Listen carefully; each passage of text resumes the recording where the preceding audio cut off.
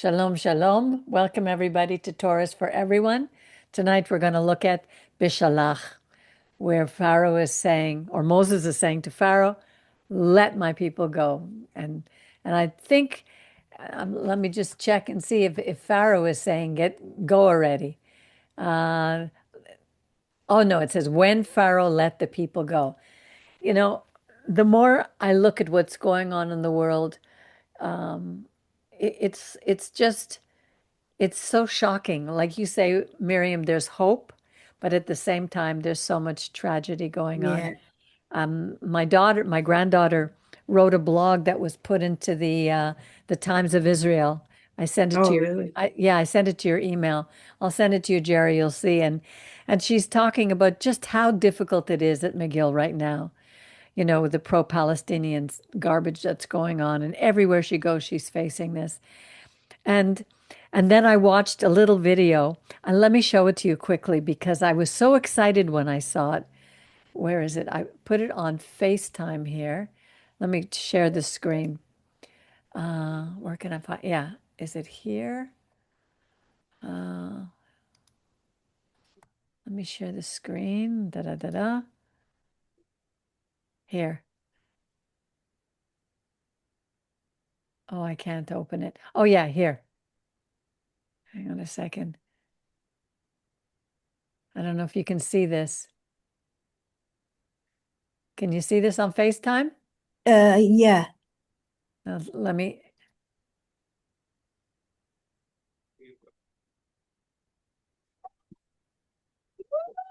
look at this.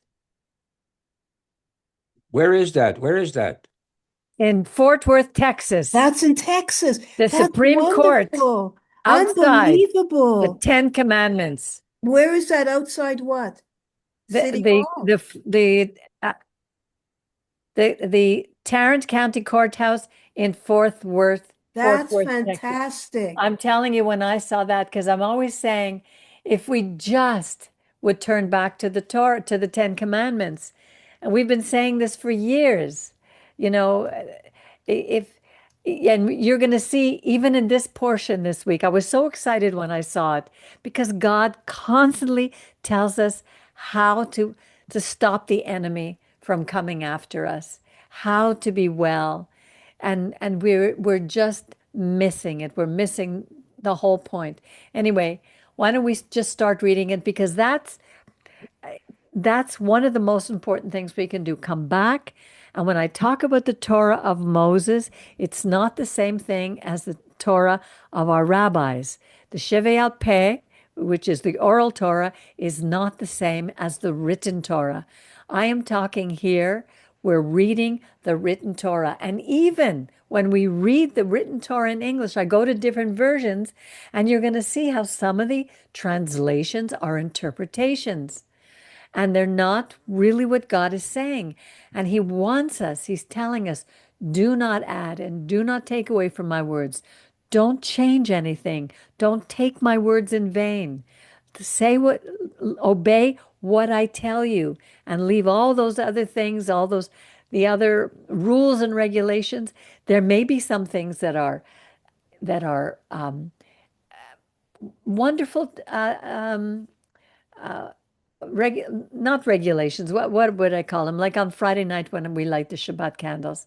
It's not in the Torah, but it's bringing light into the home. It's a sign that I can separate this one day from the rest of the week.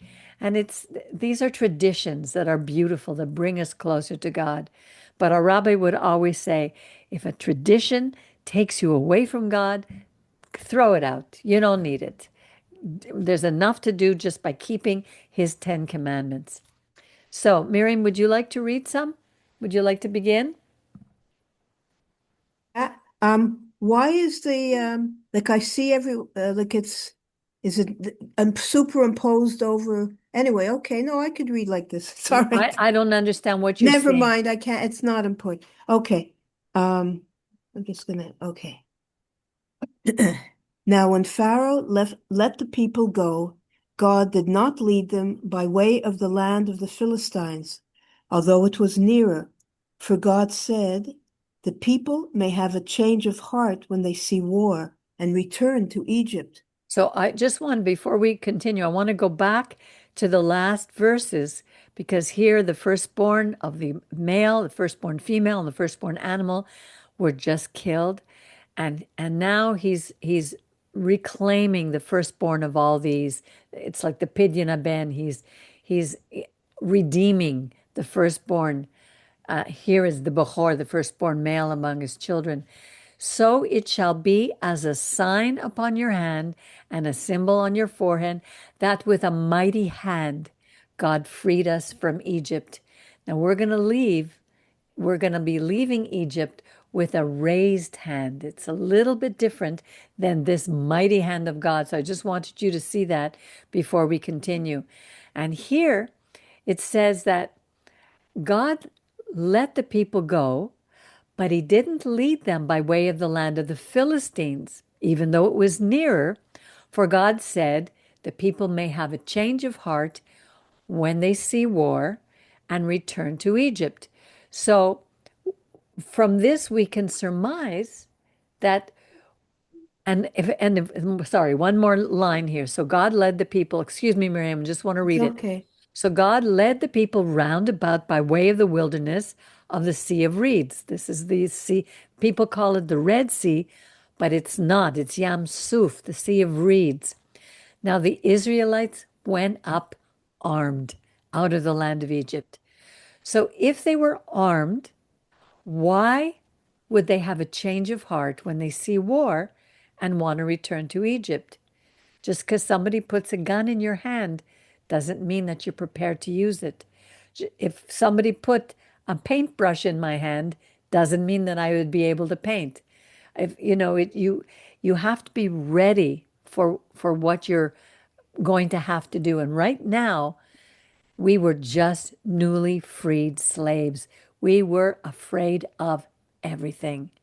We couldn't trust Moses. We didn't trust God. It would be a long process. But didn't we talk about this before? The God is gracious because he didn't lead them by the way of the Philistines, Yeah. because they might be They'd want to terrified turn by back. that. Exactly. Right. But God is gracious. How Yes. many of us in our own lives, he doesn't lead us by the way of the Philistines, but Exactly. we take another. I mean, we all function at a different. We grow and change at a different rate, but God is merciful in the pace, that we have to experience. Like, Exactly. yeah. And So he knew what we were going to do, what our capacity was, and we would end up spending 40 years in the desert going round and round the mountain. He'll be coming around the mountain when he comes. We go around the mountain, and he would take us back to places we had been before. So those places we could heal. We are about to embark on a journey, and it's like the journey through our lives. If you look back at your life, you could see that there are things that you're doing now that you never thought you would have been able to do before. You just were not ready. And he's so merciful with us. okay. And Moses took with him the bones of Joseph, who had exacted an oath from the children of Israel, saying, God will be God will be sure to take notice of you. Then you shall carry up my bones from here with you. I was thinking about this because from the time that Joseph died until now, it probably was a little over 210 to 215 years. Can you imagine? Now, my great grandparents left Kiev to come to Canada. I know nothing of what they would have asked their children to do. But here, over 200 years, Moses remembered that he was to take the bones of Joseph out. How? He was a baby. He was a baby. He was 80 years old when he was taking the children of Israel out of Egypt. They How did must he? have, I guess, oral tradition and written things, I mean, were very important. I guess, look, and to keep a promise that he had made them, he had exacted an oath. He made the children of Israel promise. We need to keep our promises. It's interesting when you put it into a different context because when we look at time, biblical time, 200 years seems like a day, because we're dealing in huge time frames. But Right. like when you talk about your great grandparents or whatever, could you imagine? I can't even imagine, what, well, great grandparents or great grandparents doing something that one of them or a family, whatever, wanted done. It's amazing. Exactly. And that's only 110 years ago. Right. Yeah. Okay. They set out from Sukkot and encamped at Etam, at the edge of the wilderness.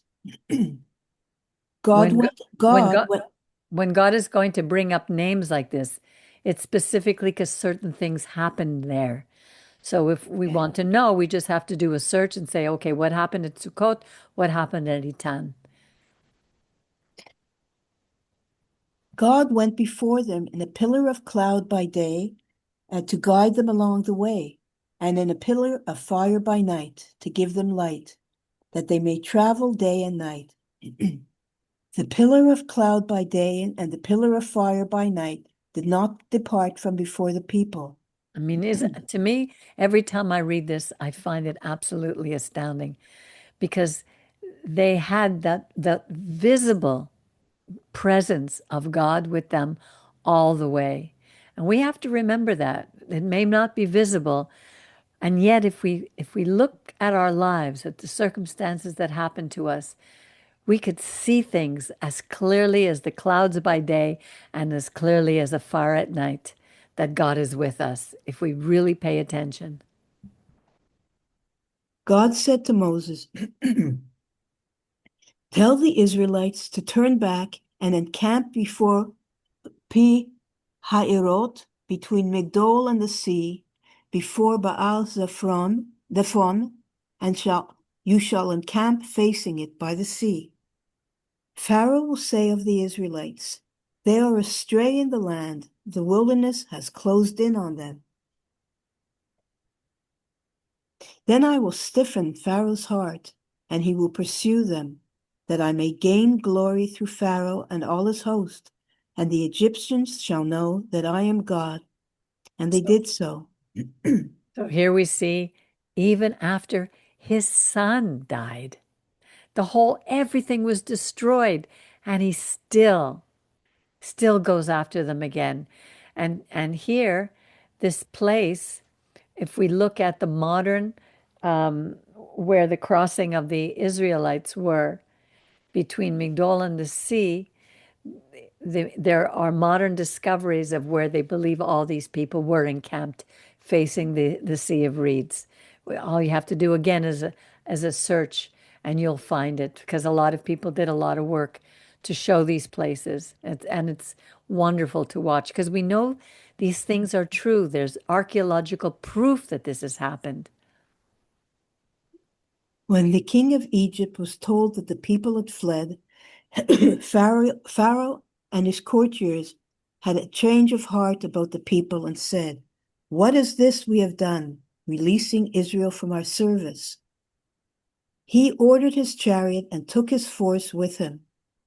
He took 600 of his picked chariots and the rest of the chariots of Egypt, with officers in all of them. So it's more than 600. It's also Of others, course. the rest. Well, 600 chariots held at least three soldiers each on each.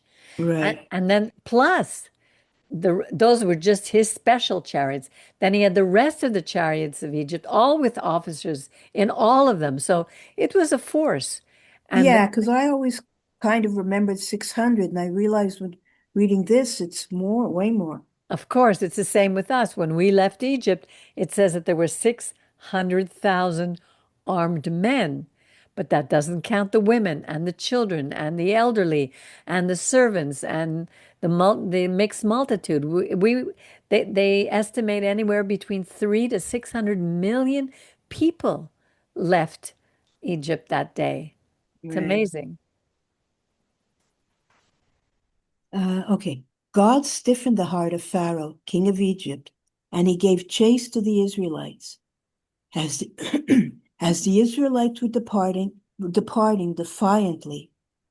Okay, wait a minute. Here it's saying the Israelites are departing defiantly. Exactly. I wanted to stop you there Yeah, before yeah, you yeah. That's continue. really amazing. Well, it isn't amazing because if you read it, what it actually says, because I said, how could they be departing defiantly? The Israelites were still slaves. They were still afraid. What does this mean, defiantly? And then it says, Biyad Rama. So when I read it, I went to Google, to the new AI here. And it says, one of the things that it says, when you read it's Bayad Rama means with a hand, an upraised hand, or um it's literally a high hand, and it doesn't mean defiantly, because if they were defiant, they would have had the courage to fight. You know, Well, I took it to mean just the split second was not defiant in the sense of strength, but like they wanted to go back to Egypt and be safe and have everything they had there. So I took it to mean a kind of unwilling defiance, like more unwillingness, but maybe it's not that. well, when I looked it up, it says the connotation of this gesture could be a hand raised and open with the palm facing away from the body is a highly recognized sign of saying goodbye, a casual hello. They could have been waving goodbye, But why or defiantly? or Okay. that is the defiant Oh, okay. is a an interpretation. Let me see what it says here. It says with an upraised hand. It doesn't say defiant. That's an I wonder interpretation. here it says Numbers 33, verse 3. I wonder what that says. It's the same type of thing. Hold on. The other one is a sign of peace or blessing, often associated with a gesture of goodwill or a departure with integrity. Raising an open hand signifies honesty, or it says a submissive or non-aggressive exit. It signals that the individual is leaving without aggression, often used in tense situations to show that they are no longer a threat. So there could be many ways of looking at this. Numbers It's 30. it's a terrible interpretation and Yeah, terrible yeah. translation. It says here, Numbers 33 just says they settled from Ramses on the first month, on the 15th day of the first month. It was on the morrow of the Pesach offering that the Israelites started out again with upraised hands in plain view. It's not necessarily, it's not defiantly from what I see here. Hang on a second. Yeah, Maybe it's like triumphantly, their hands were raised, like we're going, we're off. exactly. We're going, but I can't see them. The only one who had any kind of a right to be defiant, if that was the case, would have been Moses. Because I just heard how when Moses told Pharaoh about the last plague, and Pharaoh basically kicked Moses out, it says Moses turned turned around and marched out of the room. Now, in those days, that would have been no, even today, no person ever leaves the presence of a king or the queen. If you go to England now and you visit the king or the queen, when you leave, you don't immediately turn away. You back up facing them until you're at a far enough distance that you can turn around and walk away. Even when you go to the Wailing Wall, Yeah, like, exactly. you walk it with reverence. So Moses, and he knew, the last portion was called Bo. We say when God said to Moses, Bo, we translate it as go to Pharaoh, but Bo means come. So basically, what God is saying to Moses, come to Pharaoh, I will be with you. Come with me. If I said to you, Miriam, come on, let's go, You know that I'm there with you. Otherwise, I would say to you, Miriam, go, I'll meet you later. But when it's come, it's very different. And he had so many experiences with God that Moses knew that God was with him every step of the way. But our people were still going to have to go through that process of learning how to trust in God, the way Moses had that experience over the last 40 years living in Midian. I don't know if he had that experience or right until the end when he first heard from God in the burning bush. But the people of Israel needed to learn that. Okay, let's continue. Okay.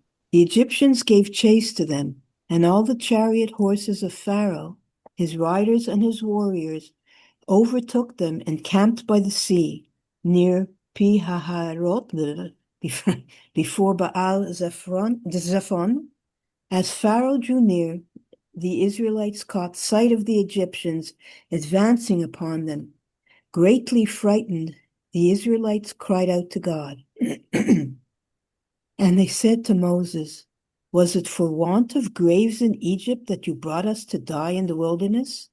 What have you done to us, taking us out of Egypt? You Yeah, see the this is the trust. part I did. You can see their trust. Yeah, that wasn't yeah. Is this not the very thing we told you in Egypt, saying, let us be, and we will serve the Egyptians? For it is better for us to serve the Egyptians than to die in the wilderness. Or See is that? it? Well, it's a question, sorry. Yeah. Is it better for us to die, serve the Egyptians than to die in the wilderness? But It's like, yeah, Moses, isn't it better for us to serve the Egyptians than to die in the wilderness? right. They weren't asking to leave. No. And people don't realize that. We tend to put them up on a pedestal just because they suffered. Just because people suffered doesn't mean that they were in the right. They weren't looking to leave. They had forgotten their God and forgotten who they are. And that's what happens to us in every generation when our enemies come against us. We forget. But Moses said to the people, have no fear. Stand by and witness the deliverance that God will work for you today.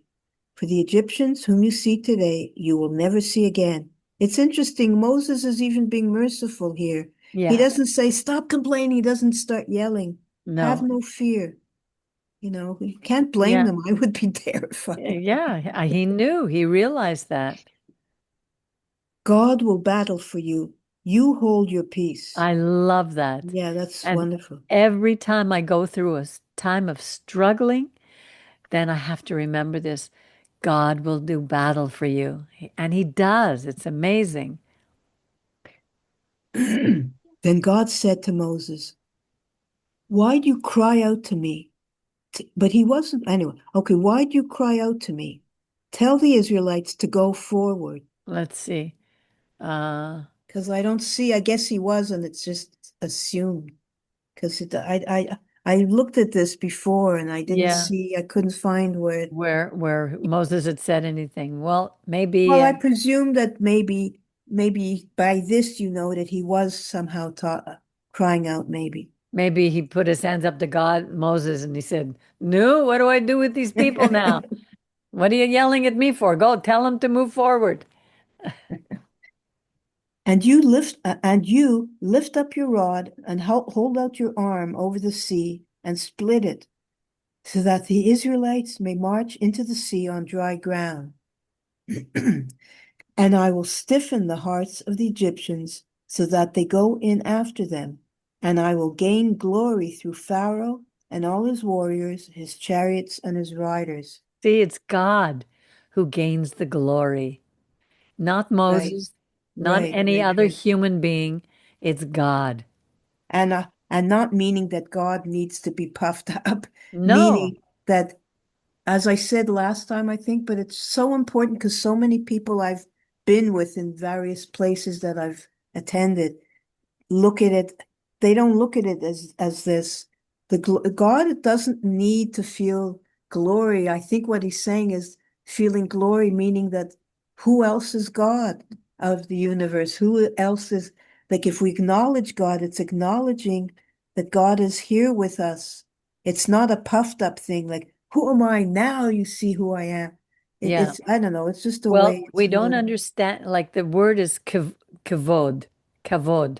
Like here Glory. it's ikavoda.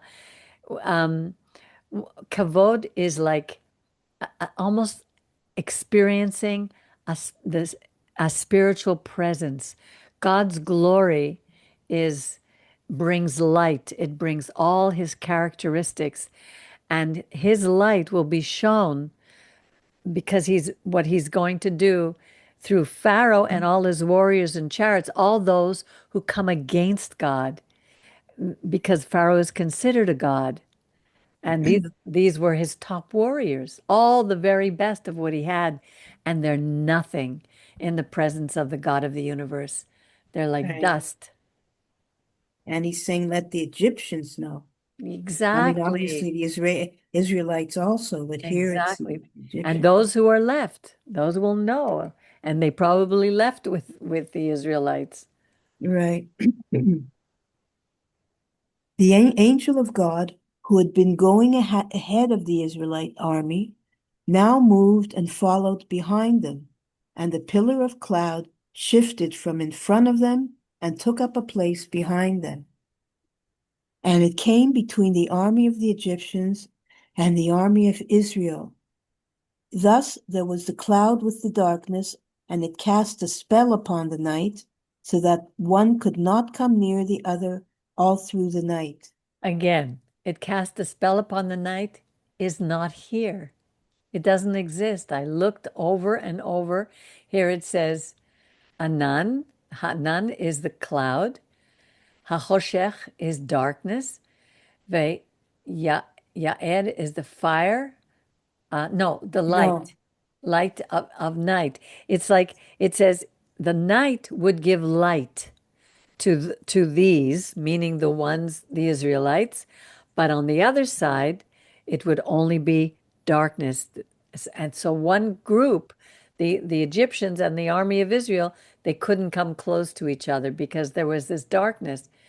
I don't know where they get this idea. I found it very confusing because God gives the cloud and the fire, but this is not this like the same. No, no, So why would you use cloud again? That's what I didn't understand. Anyway, you're explaining it, but like why they would use a pillar of, well, I don't know. I'm thinking of the pillar of cloud. I don't think it's talking about, I don't know if it's talking about that same pillar of cloud, but I don't But know. I mean, to use the word cloud again, whoever translated it, to me, it But like here I, it says Anan.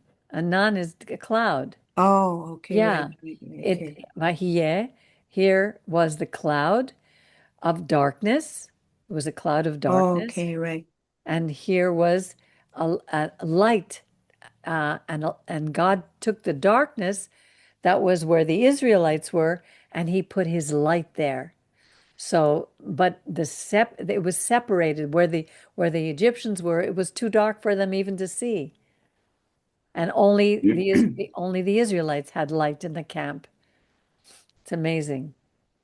Okay. Right.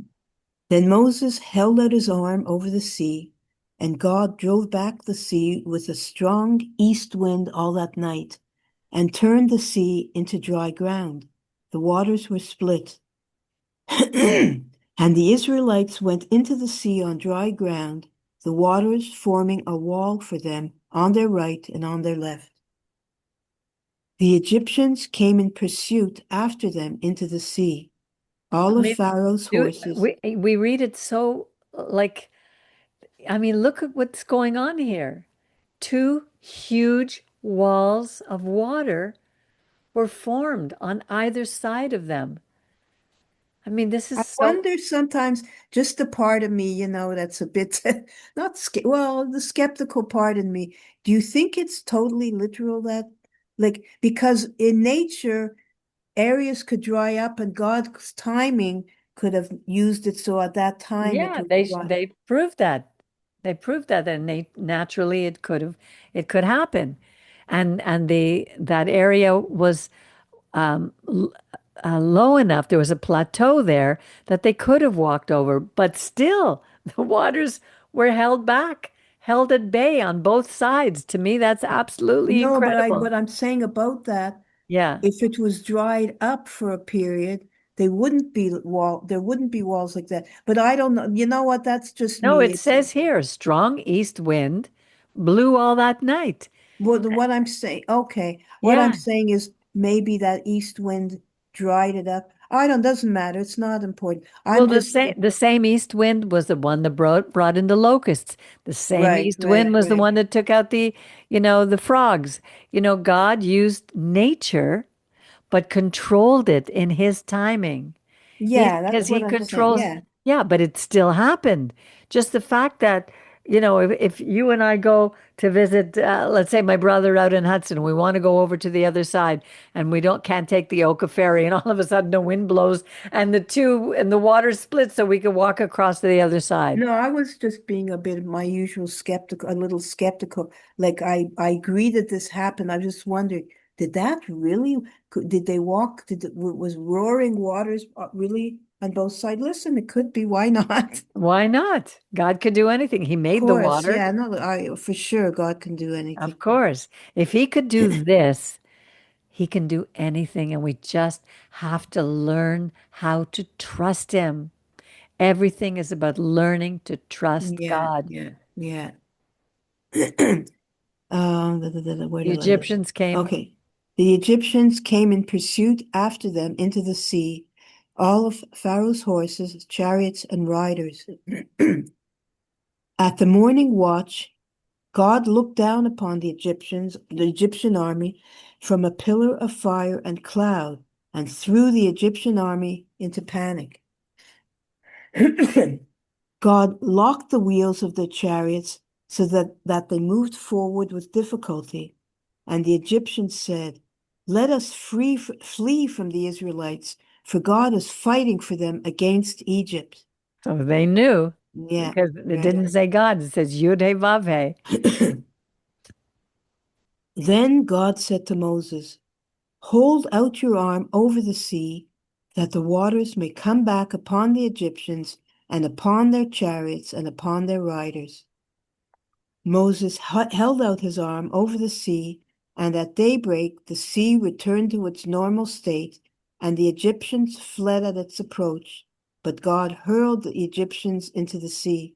See, It's interesting, timing. before they were saying, like just before all of this, like, look, their God is what did they say? Like, let us look what their God is doing. So it Yeah. wasn't that they were God is fighting worshiping. for them.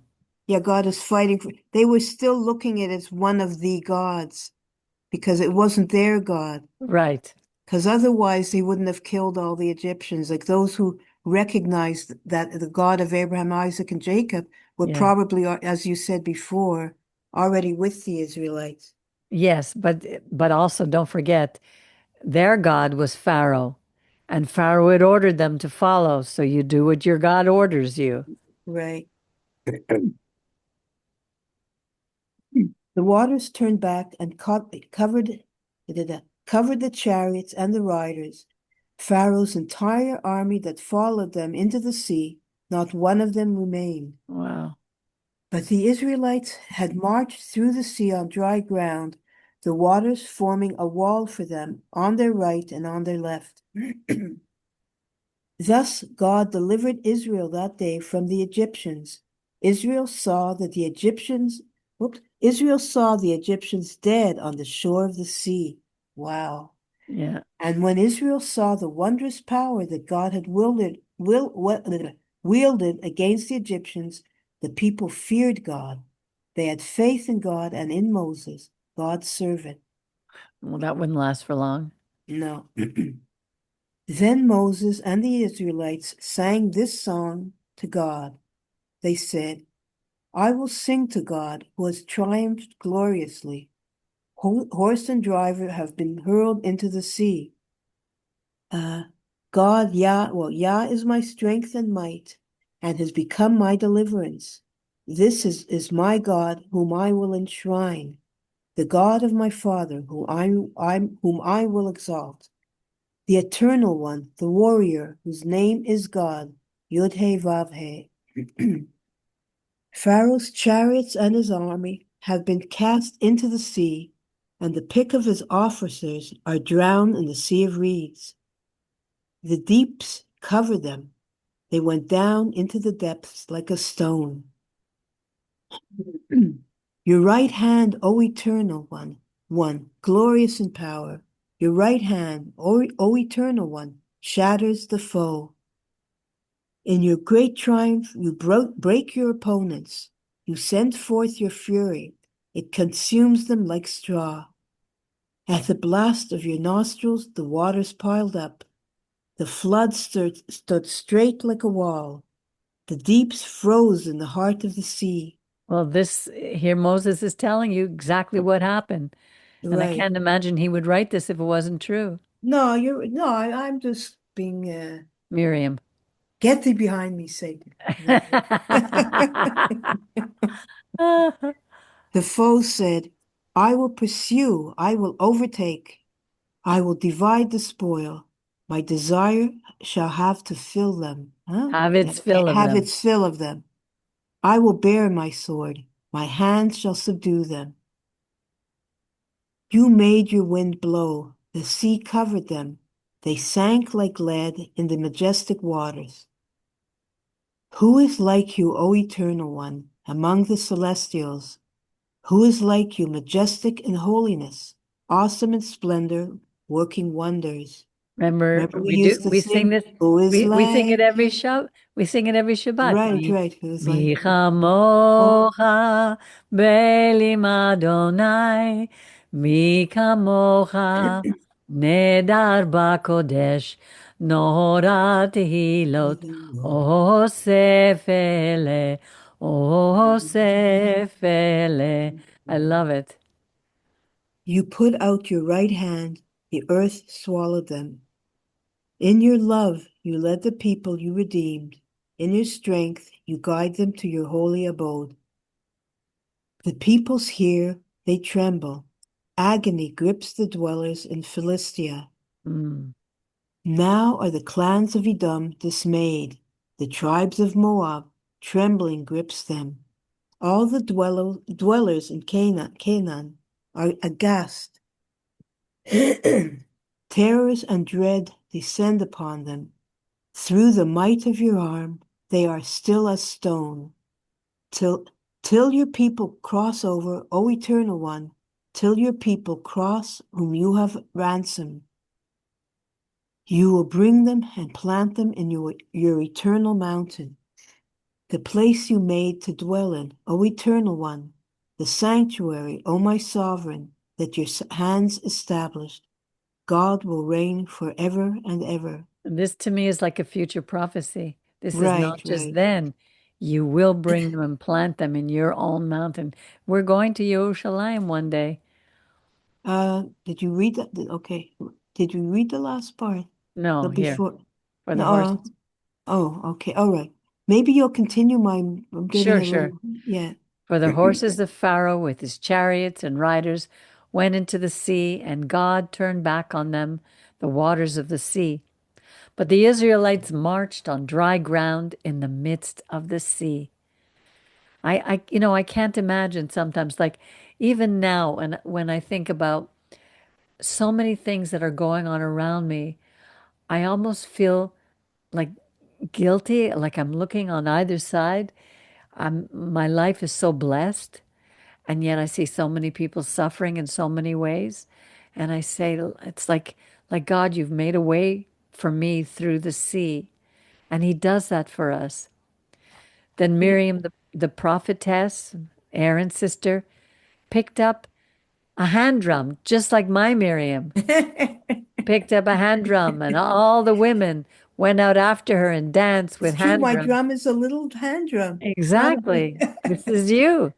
And Miriam chanted for them, sing to God, Shear la Adonai, Shiru, for he has triumphed gloriously. The horse and rider has been hurled into the sea.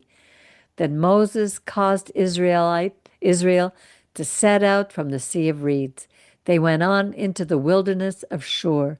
They traveled 3 days in the wilderness and found no water. They came to Mara. Mar means bitter, a bitter place. But they couldn't drink the water of Marah because it was bitter, which is why it was called Marah. And the people kvetched against Moses, saying, "What shall we drink?" So he cried out to God, and God showed him a piece of wood. He threw it in the water, and the water became sweet. So do you think this really was a water that could make, was a piece of wood that could make the water sweet? God kept showing his miracles. And it says there was a fixed rule, but the rule, it says here, a chok.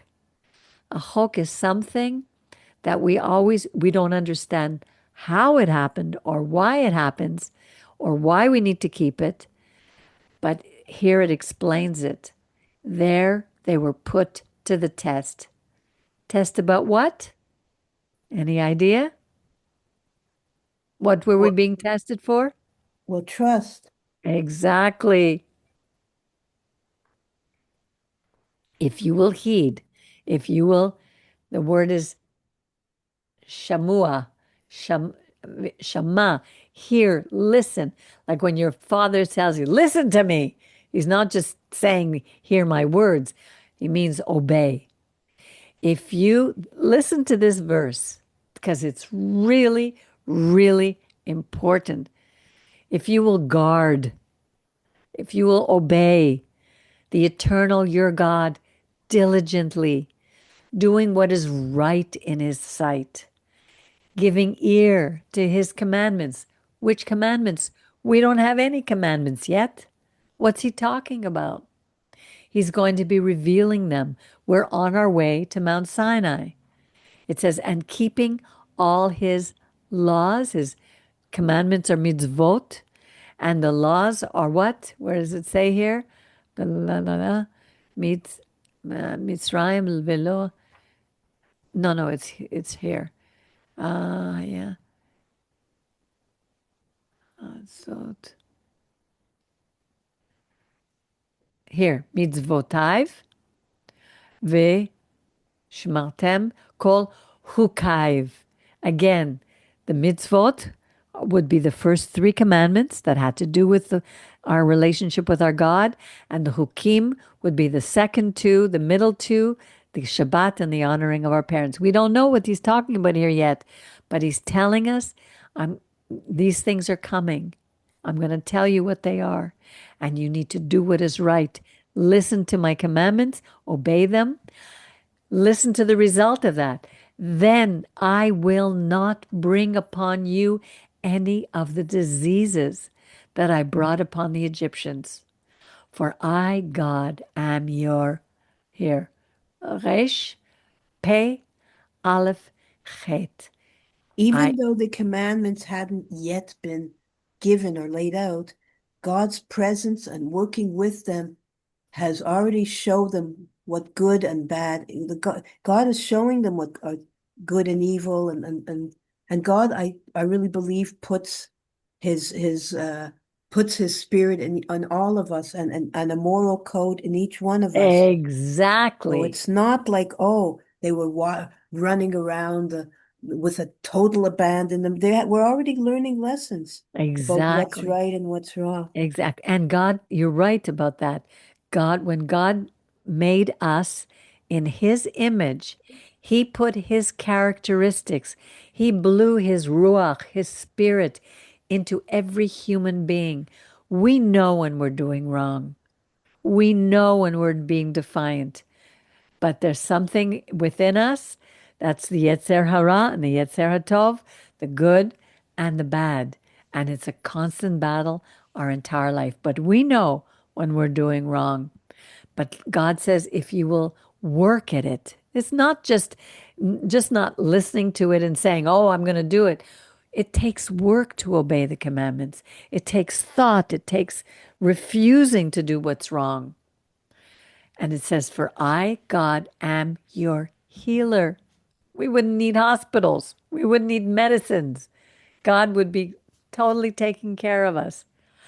He provides everything we need for our sustenance. Then they came to Elim, where there were 12 springs of water. These have been discovered.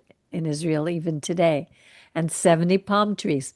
These were discovered even today, and they encamped there by the water. They've discovered the actual Yes. that wow. Yeah, just look Ah, it up. Just one thing about before what you said, we wouldn't need medicine. We would still need that stuff. This is not the totally repaired earth that will happen. You know what I'm saying? We still are in an earth that's Yes, but God provides everything that we need. All the herbs, He provides everything that we no, I need. agree with that, but Yeah. it's not the ideal that it's not like we would never get sick again or things like that. Oh, you don't know. If we were totally obedient, Well, no, if we were totally obedient at that point, then the world Adam would and be a Eve much. had already, I mean, we Yes. were already, the world was s- still evil in the world at this point. Yeah. Well, God will I do don't it know. I one mean, it day. would sure make a difference, that's for sure. Of course. Well, look, we can see that in our lives, how, Yeah, God has brought us out of things that so many people are suffering from that we don't. And right. we do find solutions for the things that we have. Look, we're living in a fallen world. Of course, we're going to get something. Setting out from Elim, the whole Israelite community came to Bamidbar Sin, the wilderness of Sin, which is between Elim and Sinai, Mount Sinai, on the 15th day of the second month after their departure from the land of Egypt. In the wilderness, the whole Israelite community, guess what we did again? We kvetched. We grumbled against Moses and Aaron. The Israelites said to them, if only we had died by God's hands in the land of Egypt, or we sat by the flesh pots and we ate our fill of bread. Imagine. For you have brought us out into this wilderness to starve this whole congregation to death. Here they're complaining about starving. Didn't they leave with all their flocks, all their cattle? And God said to Moses, I will rain down bread for you from the sky, and the people shall go out and gather each day that day's portion.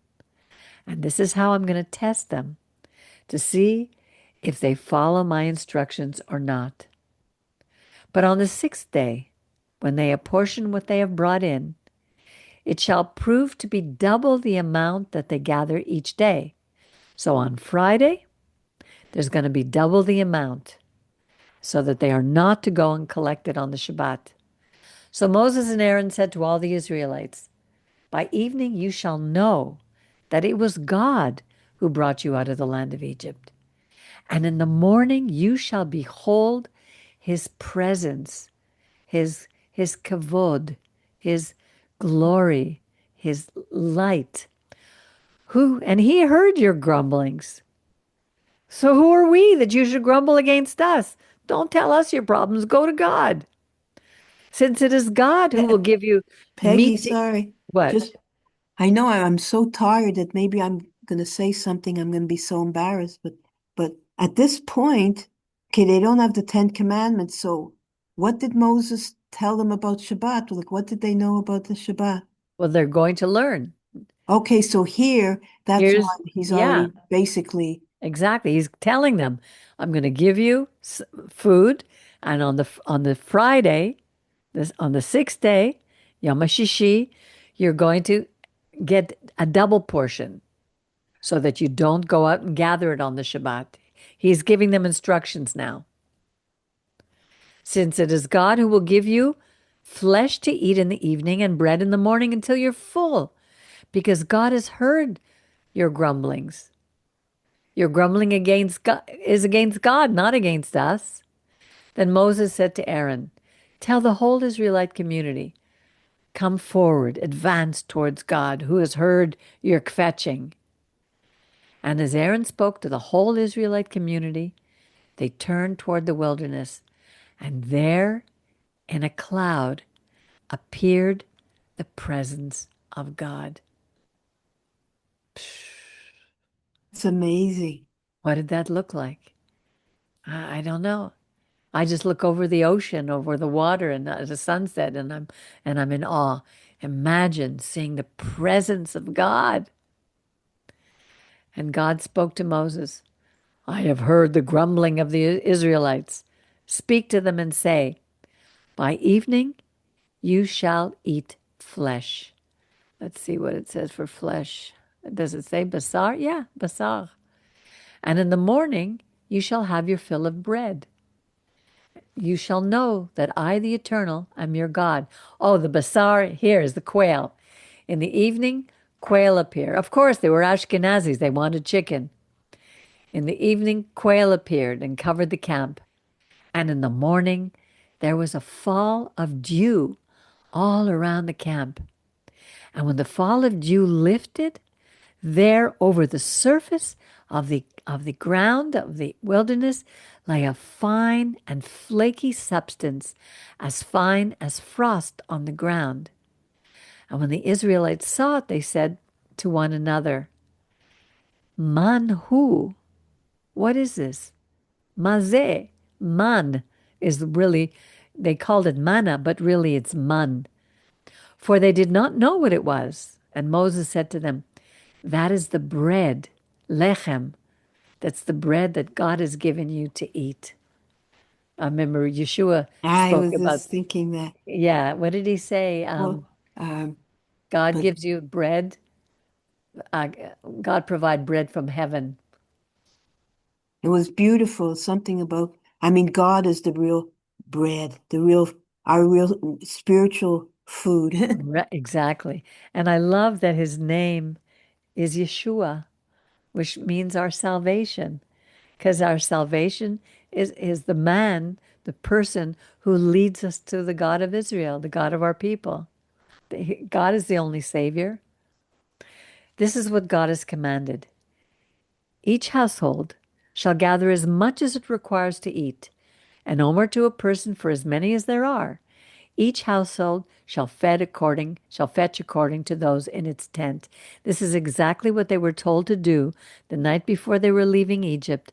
They were told to bring in a lamb, enough of an animal, maybe they'd have to bring in two, depending on how many people in the household would eat that night. The Israelites did so, some gathering much, some little. When they measured it by the omer, anyone who had gathered much had no excess, and anyone who had gathered little had no deficiency. Each household had gathered as much as it needed to eat. The same with that lamb. Gathered only as much. Don't hoard. God is trying to tell us you don't have to hoard for the future. I will provide for you. I will take care of you. Trust me. And Moses said to them, let no one leave any of it over until morning. But they paid no attention to Moses. Some of them left it until morning, and it was infested with maggots and stank. And Moses was angry with them.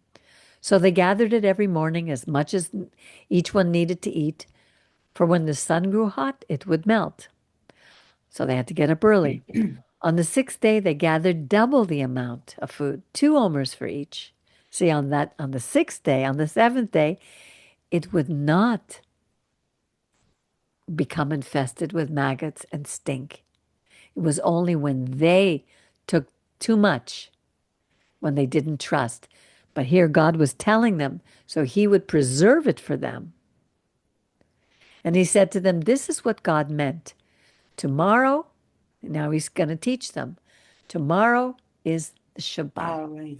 Yeah, a Shabbaton, a holy Shabbat, here, Shabbaton, Shabbat Kodesh, a holy, separated day for God. Bake what you would bake and boil what you would boil, and all that's left put aside until morning. So they put it aside until morning, as Moses had ordered, and it didn't turn foul, and there were no maggots in it. Then Moses said, eat it today, for today is a Shabbat le Yud He Vav He. You will not find it today on the plain. 6 days shall you gather. On the seventh day, the Shabbat, there will be none. He was already telling us, 6 days we shall work. On the seventh day is a Shabbat. You will do no work on that day. But some of the people still went out on the seventh day to gather. and they found nothing. And God said to Moses, how long will you all refuse to obey my mitzvot and my Torah? Here, mitzvotai v'toratai, my teachings. Notice, see that it is God who is giving you the Shabbat. So you take 2 days' food on the 6th day. Let everyone remain in place. Stay home, relax. Let no one leave the area on the 7th day. So the people remained inactive on the 7th day. They rested. The house of Israel named it man. Here, man. It was like coriander seed, white, and it tasted like wafers in honey. And Moses said, this is what God has commanded. Let one omer of it be kept throughout the ages, in order that they may see the bread that I fed you in the wilderness when I brought you out of the land of Egypt. And Moses said to Aaron, take a jar, put 1 omer of manna in it, and place it before God to be kept throughout the ages. As God has commanded Moses, Aaron put it before the edut to be kept. It would be one of the things that would be placed in the ark. It's amazing that God kept it. Like that's another miracle that it lasted. I mean, it didn't go moldy throughout. Exactly. You know, it goes to show us who is in charge, who is the keeper, our keeper, and we don't trust him. And the Israelites ate man 40 years until they came to a settled land. They ate the man until they came to the border of the land of Canaan. The omer is 1/10 of an ephah. From the wilderness of sin, the whole Israelite community continued by stages as God would command. These stages will be like the stages that each of us have in our lives. We go, this life is a journey, and we'll go to a place and we will be tested. We will wake up one morning and we won't know why there's a heaviness on us, or something happens that day that we certainly are not prepared for. And what are we going to do? Are we going to drown in it, or are we going to test God? Are we going to complain, why are you doing this to me? Or are we going to ask him to preserve us, to take care of us? We can't handle it. Help us. They encamped at Rephidim, and there was no water for the people to drink. The people quarreled with Moses. Give us water to drink, they said. And Moses replied to them, why are you still quarreling with me? Why are you still testing God? But the people were thirsty, and they grumbled against Moses. Why did you bring us out from Egypt to kill us and our children and our livestock with thirst? So Moses cried out to God, saying, what am I going to do with these people? It won't be long until they're stoning me. Then God said to Moses, pass before the people and take with you some of the elders of Israel, and take along the rod with which you struck the Nile, and set out. Before he parted the Nile. Oh, no, when he struck the Nile, which turned to blood. I will be standing there before you on the rock at Sinai. And if you do a Google search and you look for the real Sinai, you will see that rock with the split down the middle, a big black rock. It's amazing. Strike the rock, and water will come pouring out from it, and the people will drink. And Moses did so in the sight of the elders of Israel, Ziknei Israel. And the place was called Massah. Massah was complaining, the trial, the testing. And Meribah, because the Israelites quarreled and because they tested God, saying, is God present among us or is he not? And don't we still do that? We say, where is God today? Where was he? Where was he on October 7th? Where was he at the Holocaust? Where was God during the Spanish Inquisition? Where is God? Where is God? And we have to start I think saying, that's the biggest philosophical dilemma for for the whole human race, the question of suffering and evil, and Well, because it isn't a philosophical question, it's a spiritual one. No, Today, what today I was, mean, I no, know, I I don't know, mean an arguing. I meant a spiritual, but I'm saying philosophical in the sense that people wrestle with it all the time. I know, because they don't read the Torah. Because if we read the Torah, we would know exactly why it happens. And we're about to see it exactly right now as you're speaking. Because today is the Holocaust Memorial Day. Right, right. And we're told to remember the Holocaust. But do we remember what preceded the Holocaust? And that's something that people don't want to talk about. But look right here. We were complaining and quarreling and complaining, and look what happens next. Amalek came and fought with Israel at Rephidim. Moses, and we don't relate the two. As soon as we start to quarrel and complain and are divided and get upset and don't trust God, the enemy, uh-oh, the enemy will turn against us. Amalek came and fought with Israel at Rephidim. Moses said to Joshua, "Pick some troops for us and go out and do battle with Amalek.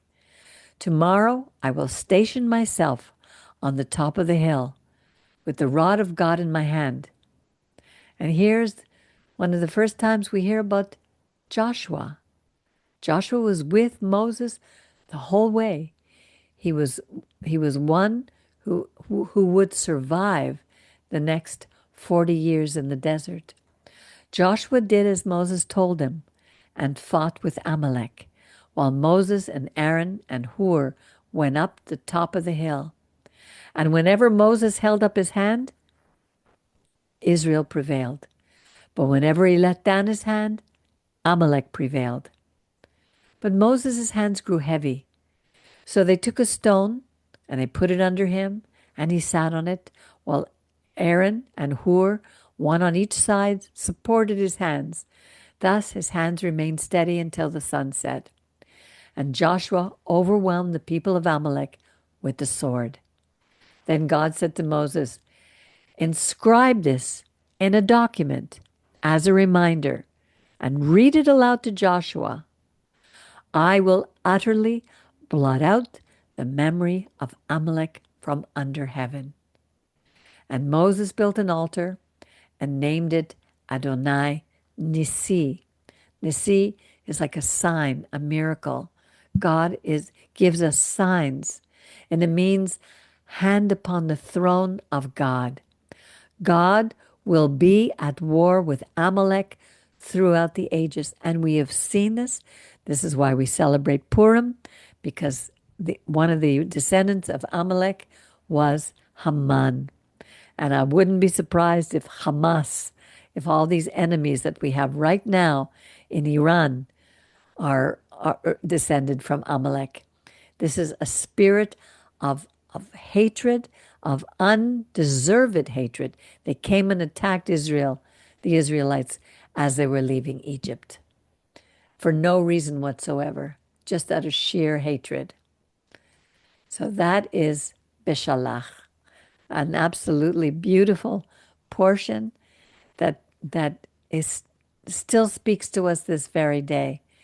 It speaks to us about everything we struggle with, everything we need to learn about what's going on in the world is depicted in these stories in the Torah. And if everybody read them, this Torah was given to us, the Jewish people, to bring to all the nations. And it's one Torah for everyone. There are no two gods, no two Torahs, no, what do they call it? The Noahide laws for the Gentiles and the Torah for us. We have nothing to be proud of except for our God. He's the one who does battle for us. So with that, I wish you adieu. Adieu, adieu. Adieu, adieu, adieu. Buena semana. Have a wonderful rest of your week, Jerry. I hope you enjoyed the reading. Richard, good to see you. Baruch, I wish you all well. And God willing, we'll hear a wonderful message on Shabbat from our good friend, Monsieur Senor Mauricio Quintero, who's going to bring us the message on Beshalach. And God set us free, so let's not crawl back into slavery again. Shabbat. Thank you, Peggy. You're welcome. Thank you all for participating, and we'll see you again next week, God willing.